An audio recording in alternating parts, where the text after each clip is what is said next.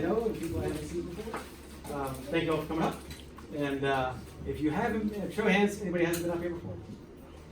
Okay, so very quickly, you are at the Etelman Observatory, which is a UVI facility, and it was given to the university by the Etelman family about 60 years ago, and that's why it still carries their name.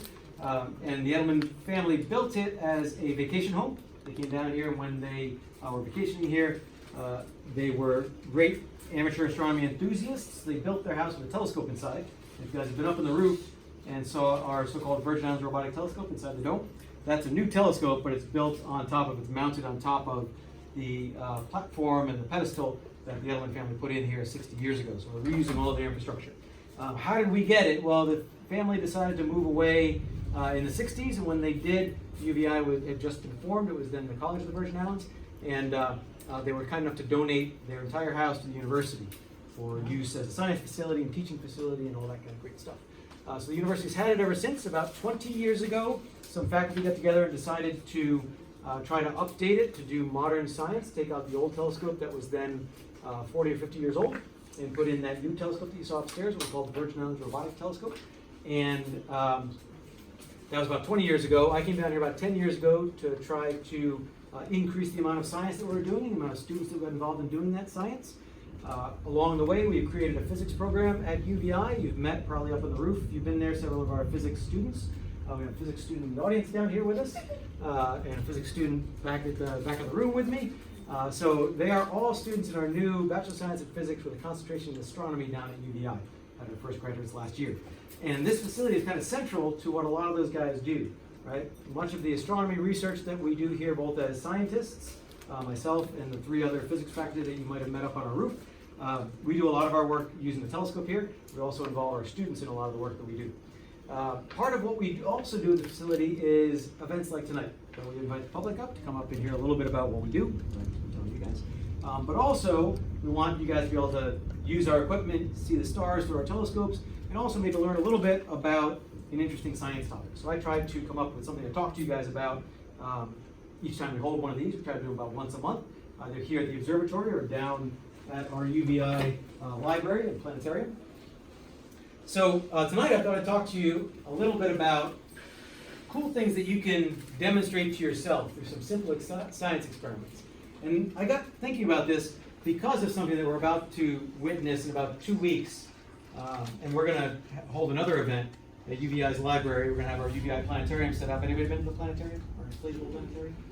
Oh, you haven't been? Totally got to go to our planetarium. It's really cool. It's like a big bouncy house. It's not bouncy. We project the sky on the dome, and you can see how the sky moves, and we have really cool imagery. Definitely come check it out. Especially come check it out on November 11th, because on November 11th there's going to be a so-called transit of Mercury. And a transit of Mercury is when Mercury passes between us and the sun, and they're really cool to see. But about 400 years ago, they were critical. They were groundbreaking science, because transits of Mercury, as I'll talk to you about here in a few minutes, taught us everything that we know about the structure of the solar system. Okay, so that is a teaser. That got me thinking, that's a relatively simple experiment. You guys can all come do it with me on November 11th. What other cool little experiments can you do to demonstrate things about your world to you? Okay, so I got 5. Okay? And they're increasingly hard to do. So we'll start with, I think, the easiest one. Easiest one is, how do you answer the question, how big is the Earth? How big is the Earth? Anybody know? What's the circumference of the Earth? 24,000 miles. 24,000 miles. Very good. Yeah. I would have taken the diameter as well, or the radius. But it's 24,000 miles in circumference, also known as 40,000 kilometers. So my next harder question is, how do you know that? This guy said it. Right? Exactly. Took a really long walk. Exactly, right. So first rule of science is never trust what anybody tells you, right? Especially if they call themselves scientists. They're the worst ones at telling you things that may not be true, right? So never trust anybody. You shouldn't trust anybody that says that the Earth is 40,000 kilometers around, because you can actually demonstrate that to yourself, and it's relatively easy, okay? Not only that, but it's not flat. Right, this is a picture of a so-called flat Earth cosmology, where the constellation, the continents are all kind of connected together, but they're on a flat plate, and that border around the outside is not a giant ice shell that the Earth lives in. That is the representation of Antarctica if we live on a flat Earth, right? And that seems crazy today, and the idea is, right, if I leave anywhere on the Earth and I go far enough south, you get to Antarctica. It doesn't matter which direction you go. If you go south, right, you're going to get to Antarctica eventually. So if the Earth is flat, that's what it looks like. If I go south, I eventually get to Antarctica in any direction. Okay, that kind of looks crazy to us all now. Maybe not to some people in the audience, but it probably looks crazy to most of us because you've seen things throughout your life like pictures of the Earth from space, right, where you can see it's a sphere, right? You've heard at least that astronauts went to the moon and came back and all these kinds of things, and people go. There's the space station going around the Earth, right? If you're not deep into conspiracy theory, all those things suggest that the Earth is in fact round, right? But hundreds of years ago, none of that stuff was known, right?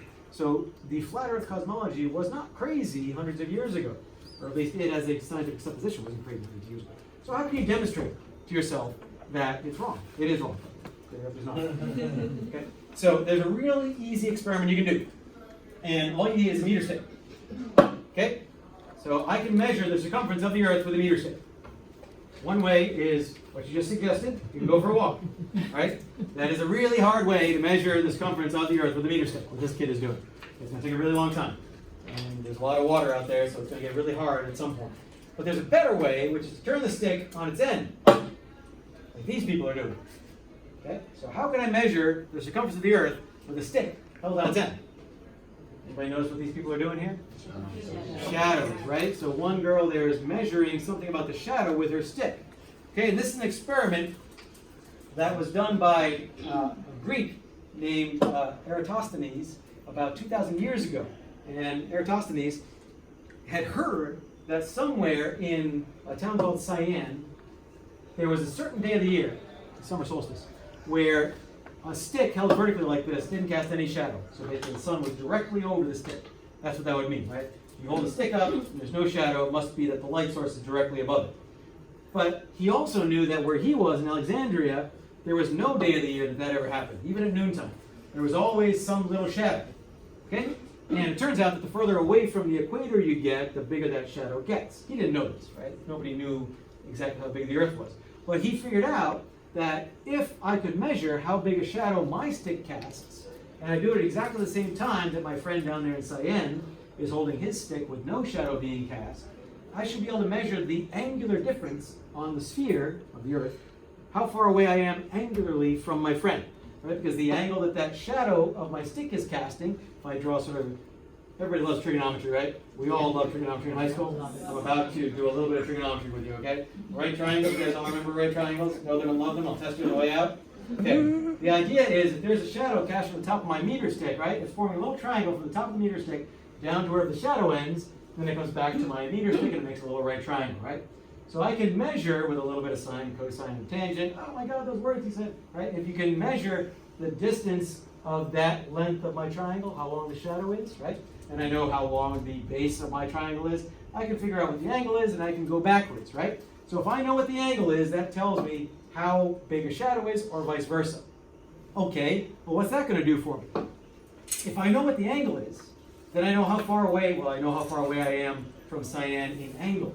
And Eratosthenes did this and he found that angle is 7 degrees. Okay, how many degrees are there in a circle? 360, you guys all remember that from geometry class.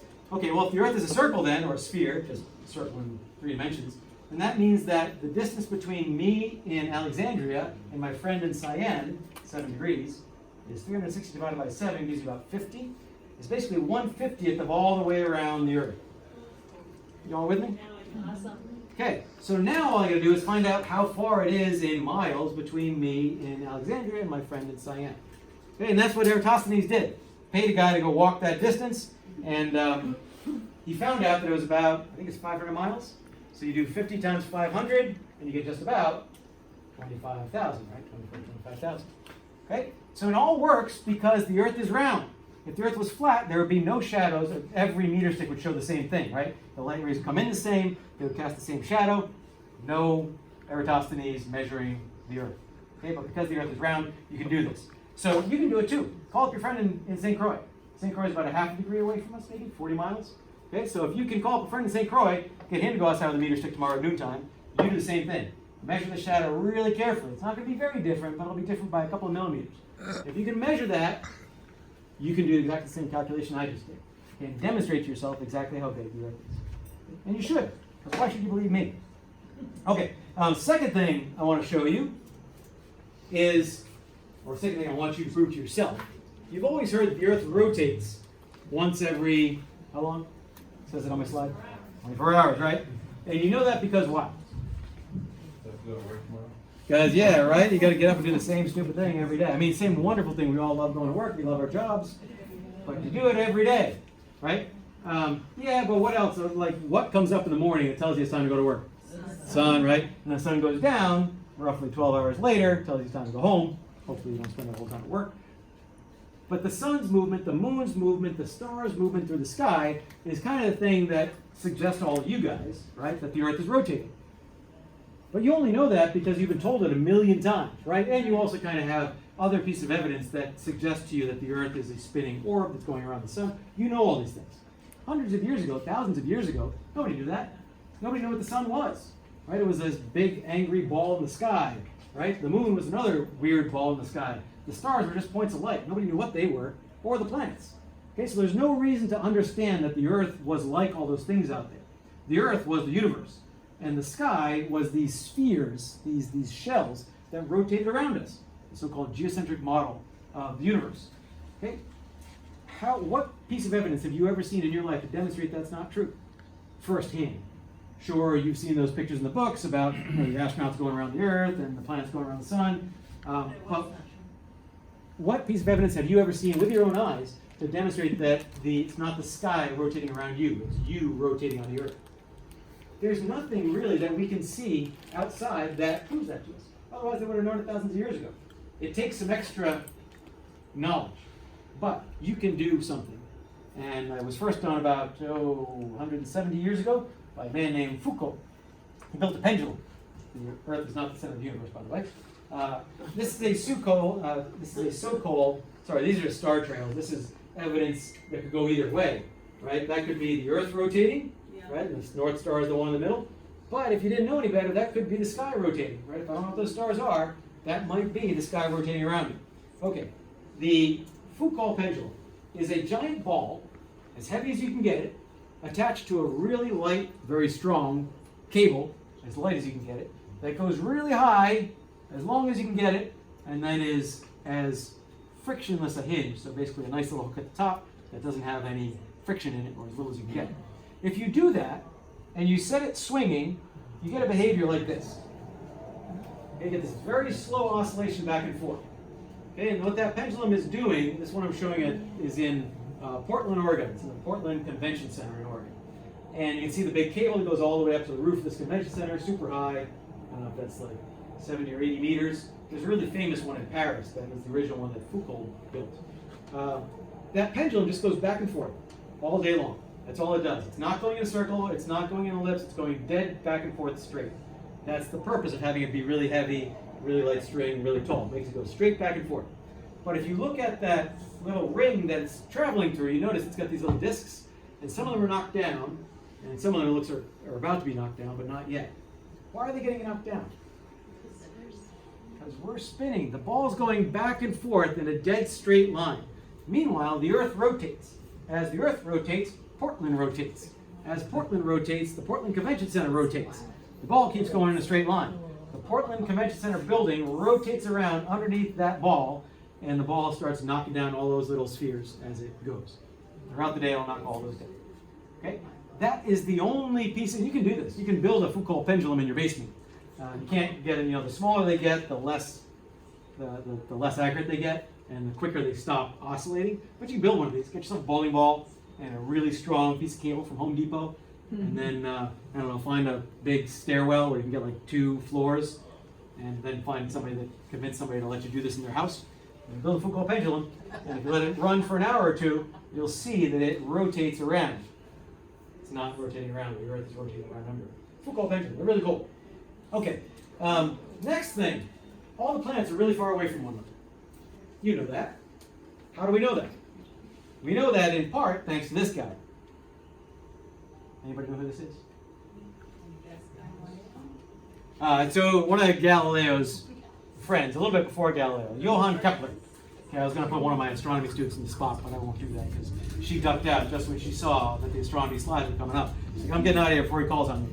So Johann Kepler, right? So Johann Kepler and this guy, whose name is Tycho Brahe, Tycho Brahe was Johann Kepler's advisor for all intents and purposes. Kepler was the student. And they worked together in Germany for many, many years, and then they moved to Denmark, and they were taking measurements of the planets. Didn't really know what the planets were, but they were trying to see if there were relationships between how the planets moved in the sky and whether they could use that to come up with some kind of great truth about what the solar system, how the solar system was made. Brahe died. Kepler kept going. And Kepler, after many years, came up with 3 general rules. We call them Kepler's 3 laws of planetary motion. And they are that all the planets go around the sun in an ellipse. All planets sweep out so-called equal areas in equal times. That's the second one. It means that the planets go slower when they're far away from the sun and faster when they're close. We don't care about those tonight. What we care about is the third one, which told us that there is a relationship between how long it takes for the planet to go around the sun and how far away that planet is from the sun. Why is that important? Well, it's important because I can measure how long it takes the planet to go around the sun. I just got to measure it, night after night after night, like Kepler did, and see how long it takes to come back to the same spot in the sky with respect to the stars. I know it's going around the sun one time. Okay, if there's a relationship between that and the distance, great. Kepler came up with that, and he figured out that there's this really cool relationship between the planets. If you look at Mercury's distance from the sun, it's about half the distance of Venus from the sun. Venus is about half the distance of Earth from the sun. Earth is about half the distance of Mars from the sun.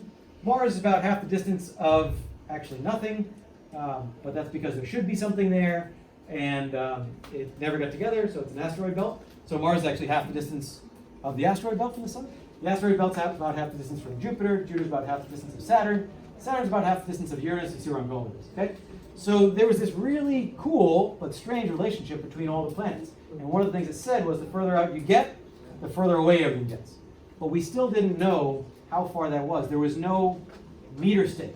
We didn't know if Mercury was 100 miles away from the sun, 1,000 miles away, 10 million miles away. So in came Edwin Halley. Okay, Edwin Halley, very famous for what? Halley's comet, right? So very famous for having discovered a comet, which we're actually going to the tail of right now. There's the Orionid meteor shower going on. It's the tail of Halley's comet that we're driving through, and that's why you might see some meteors up there on our observing deck tonight. But he also came up with this idea after Kepler. He knew that Kepler had figured out this relationship between all the different planets, and he said, I have a way to get that last piece. I know how to figure out how far away we are from the sun. And in order to do it, I need to observe a so-called transit of Mercury or Venus. Now, you're going to get to do this with me on November 11th. On November 11th, there's going to be a transit of Mercury. That means that Mercury will pass between us and the sun during the day. And with a telescope, you can actually see the disk of Mercury superimposed in the background of the sun. It's really cool to see. Okay? But 400 years ago, it wasn't just cool to see. It was groundbreaking science. It was the piece of scientific work that was going to tell us how far we are from the sun. And that was instantly, because Kepler already told us how that relationship worked, that would instantly tell us all the distances to all the planets. Okay? And this is how it was going to work. So Halley said, do this experiment with me. Hold your right hand out. I made Halley really big, not just because he's so good looking, but because I want you to do an experiment with me. Hold your right hand out and close your left eye. Okay? Hold your index finger out and put your index finger over Sir Edmund Halley's nose. And on the count of 3, I want you to switch eyes. Ready? 1, 2, 3. Right? What happened? Right? Your finger moved, or Halley moved, or somebody moved. Okay? So that effect you just saw is something called parallax. And if you were careful right now and measured how far your finger moved on the wall, you could actually calculate how far away the wall is from you. A little bit more trigonometry, right triangles and things like that. Okay, it won't make you do it, I promise. But Halley figured out that we could do the same thing and measure the distance to the sun. I just need a really long finger, and I need my eyes to be really far spread apart. So instead of using his finger, he was going to use the planet Venus, and instead of using his eyes, he was going to observe from one part of the Earth, and he was going to send one of his friends down to as far south as he could get him, and they're going to observe from different points on the Earth. But basically the same thing that you just did. If they could measure where the shadow of Mercury showed up in the sun, they would see different positions, just like your eyes just saw different positions for your finger. And if they figure out what that angle is, they can do a little bit of trigonometry, like that. Right triangles, I know these freak us all out, but if you know the measurement of the angle, and I know what the one side of that triangle is, well, I know one side because I can know how far away my friend is from me on the Earth, then I can get the other side. And the other side is going to be my distance from the sun. Okay, Halley does this. He gets the distance to the sun, which is 93 million miles, and instantaneously we know the distance to every planet in the solar system.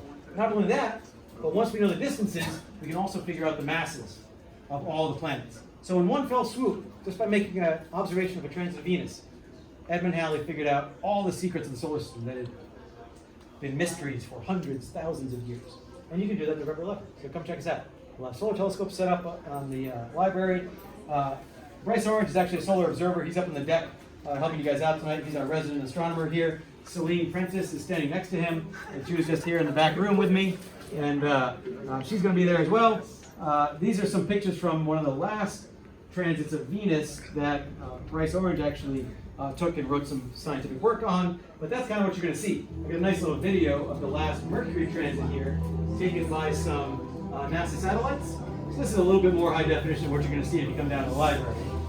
But I like this video because it gives you a real great perspective for the size of Mercury compared to the size of the sun. That's the sun in the background, right? And it's slower than this, by the way. The whole transit's going to take about 6 hours. This is sped up, so we can kind of get through it quick. Has anybody ever seen sunspots through a solar telescope? Those are sunspots there. The dark spots that aren't moving are sunspots. And this always strikes me how tiny Mercury is, right, compared to how big the sun is. The sun is pretty big. You can fit about 1 million Earths inside the sun.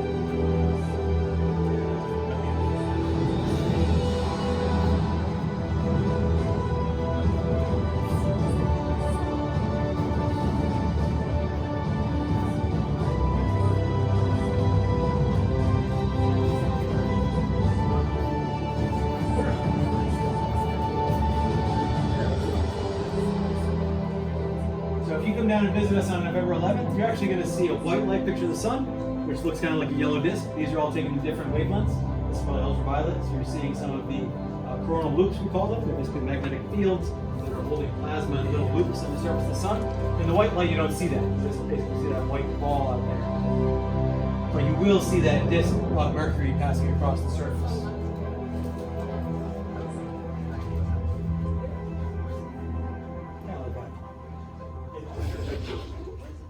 Okay, so come down on November 11th, check us out. So the last thing I want to talk to you about is that those transits aren't only good for discovering the secrets of the solar system. That's great, but we've done that for 400 years. Nowadays, we use transits for something else. And we actually do this here at Etelman Observatory with our Virgin Robotic Telescope. We use them to discover planets around other stars. Okay, the other thing that happens when one of these planets goes in front of a star, other than parallax, is it actually makes the star a little dimmer, right? Because you're blocking out some of the sunlight, so if you carefully measure how bright the star is, when the planet's in front, it'll look a little bit dimmer. So if I look for planets around other stars, the other stars are so far away, you can't possibly see planets around other stars. That's why we didn't know about other planets until about 25 years ago. But what we do today, the modern technique, is to look for this little dimming of light. And we can do this with our telescopes. If you guys want to come up here and help me out with some observations some night, I'll show you some planets around other stars. Do this little light curve. Okay? In the olden days, skip over that little video. In the olden days when I was a kid, we didn't know about any other planets. We knew about how many planets? Everyone in the audience who was my age, or 9 planets, right? And then we changed it to 8. But we only knew about the planets that were in our solar system. Okay? And then there was this ground shift in 1995.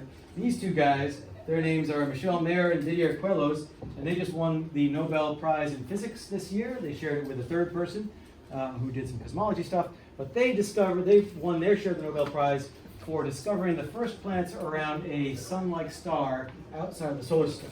And that was back in the mid-90s. Since that time, we've discovered about 2,000 planets around other stars, about 25 years. And we haven't even looked at that many planets. I mean, we haven't looked at that many stars. We looked at little patches of the sky, very near to us. And pretty much every star that we look at has planets around it, and usually quite a few planets. Okay? In fact, there are so many planets around these stars. Anybody know how many stars there are in the Milky Way galaxy? A lot is the answer to that question, right? It's about 100 billion, so 1 with 11 zeros after it. And it turns out, by our best current calculations, maybe about 1 out of 10 or 1 out of 100 of those stars has not just a planet, but a planet very similar to Earth. That means that it's warm enough so there can be liquid water on the surface, it's the right size so it'll have an atmosphere like we do. Maybe about 1 out of 10, 1 out of 100 stars. Okay, do the math real quick. 100 billion divided by between 10 and 100. Says there's somewhere between 1 and 10 billion planets like the Earth in our galaxy.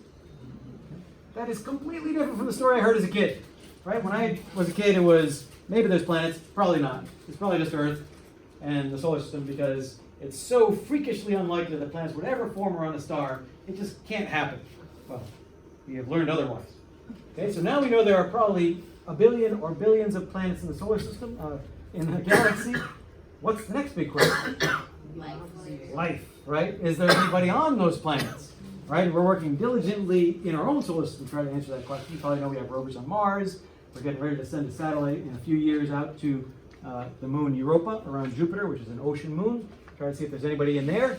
Okay, so the next big question, and hopefully maybe if I'm still around in 20 or 30 years, you guys can come up here again and we'll talk to you about the evidence we hopefully have for whether there is or is not life in the solar system. Okay, so thank you guys for coming up tonight. Listen to me talk. Thank you guys very much. Has everyone been up on the roof already? Gotten a chance to look?